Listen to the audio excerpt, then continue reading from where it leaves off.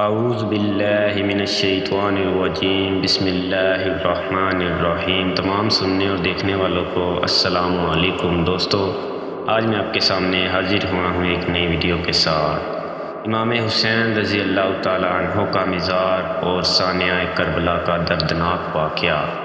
جہاں تک آپ کے جسد مبارک کا تعلق ہے، مورخین متفق ہیں کہ وہ نہر کربلا کے پاس طف کے مقام پر دفن ہوا۔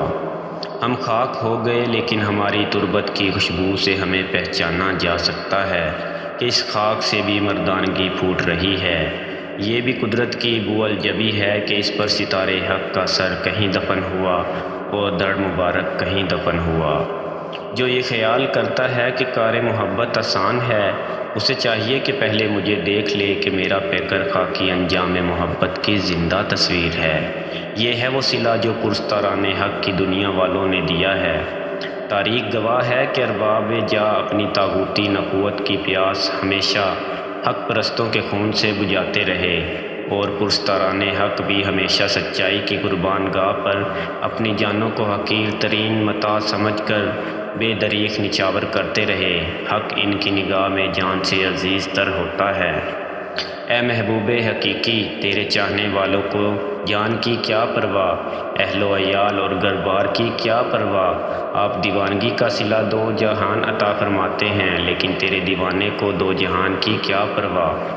وہ تو آپ کا طلبگار ہے۔ شہیدان حق کی دنیا میں امام حسین رضی اللہ تعالیٰ عنہ کا مقام ایک اعتبار سے بہت ہی ابھرا ہوا ہے۔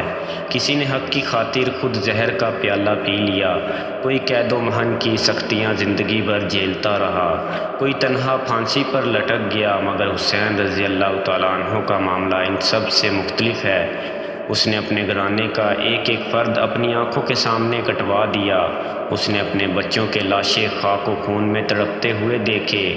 اس کی پیاسی اور بلکتی ہوئی بچیوں کی آوازیں اس کے سامعہ سے ٹکرا رہی تھیں، مگر وہ صبر و ضبط کا پیکر، وہ ثبات و استقلال کا حمالیہ، وہ عزت و ناموس کا سراپا دشمن کے سامنے گردن جھکانے پر آمادہ نہ ہوا۔ وہ دشمنوں کے جم و غفیر میں تنہا رہ گیا، مگر اس کے صبر و وقار کا دامن یکسر بے داغ رہا۔ وہ دشمنوں کی صفوں پر ٹوٹ پڑا اور بے جگری سے لڑتا ہوا شہید ہوا۔ بادشاہی ذی اقتدار کے دربار میں آپ بلند مقام پر فائز ہوئے۔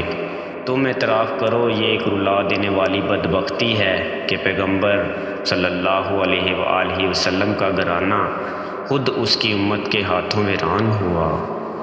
تو دوستو، آپ کو میری ویڈیو اچھی لگی ہو تو ویڈیو کو لائک اور شیئر ضرور کیجیے گا، اور مجھے کمنٹ کر کے ضرور بتائیے گا، اور ہمارے چینل پاس ٹائم سٹوری کو سبسکرائب ضرور کر لیجیے گا۔ اور نیکسٹ ویڈیو تک کے لیے اللہ حافظ۔ اپنا اور اپنے اہل و عیال کا خیال رکھیے گا، اور ہمیں بھی دعاؤں میں یاد رکھیے گا۔